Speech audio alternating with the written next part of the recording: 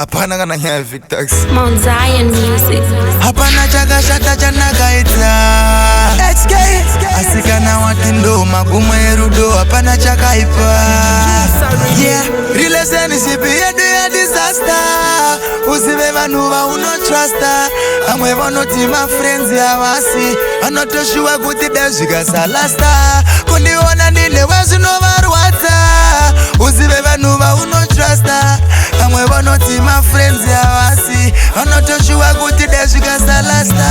Yeah, you can see him in his face, but you can't see the heart. Shakatanga kare kutenas to make things ways. Wanoti wako has yaso wana feka maglass. Kanga niliche kuti usatambe navo. Ziripo shishenge shanga nao wakaita naro wakavimba navo. Naramba nade kuda relationship yedu ya disaster.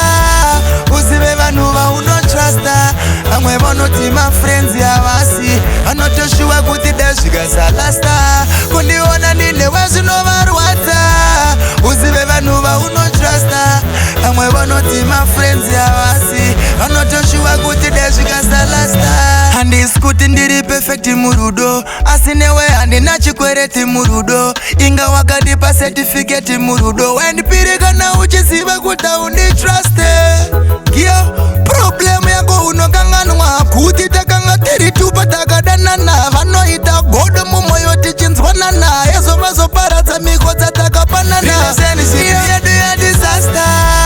Usive vanhu vaunotrasta. Amwe vanoti my friends yavasi vanotoshuva kuti dazvikasalasta. Kundiona ndine wezvinovarwadza.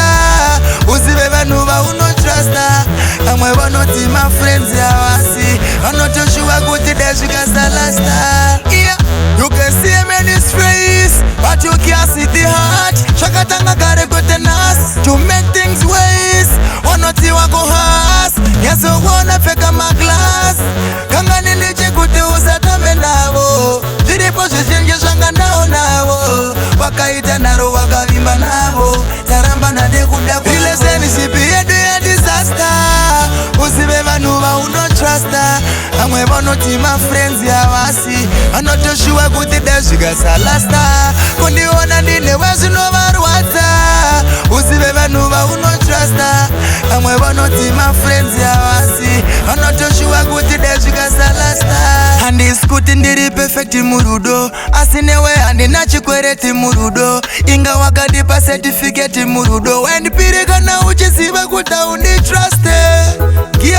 Problem yako unokanganwa kuti takanga tiri tupa takadanana. Vanoita godo mumoyo tichinzwanana, yezo vazoparadza miko dzatakapanana. Relationship yedu ya disaster. Usive vanhu vaunotrasta. Amwe vanoti my friends yavasi vanotoshuva kuti dazvikasalasta.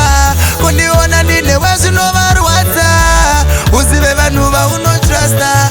Amwe vanoti my friends yavasi vanotoshuva kuti dazvikasalasta. Relationship yedu ya disaster. Usive vanhu vaunotrasta. Amwe vanoti my friends yavasi vanotoshuva kuti dazvikasalasta. Kundiona ndine wezvinovarwadza. Usive vanhu vaunotrasta.